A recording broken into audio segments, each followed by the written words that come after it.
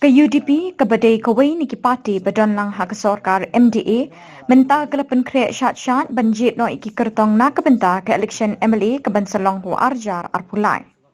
Habakren batu presiden jong ke UDP East Khasi Hills ubah Titos Khan badai ru CM ke KHADC ulong bahaduk mentahi ki babon ki bawan pan tiket na ke parti ki daibet ki MLA bat duna ki MDC.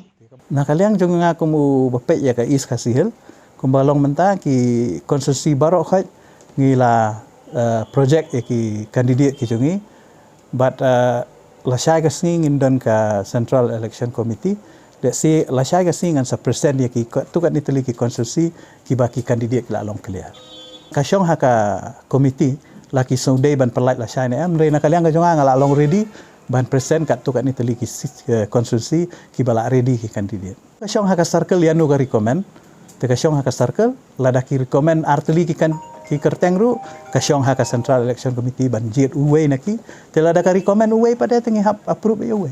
But adu menta officially ngidang yo tang ya, let's say ngidang UI tang ya ka kerteng jong basui. Ti ka balong unofficially tang 48 ong i. Hap cingpe jong akin don kumba lai sangut ki lokal GMLA. MDC te hadu mentam dan. Tang ba mensel la long kelia.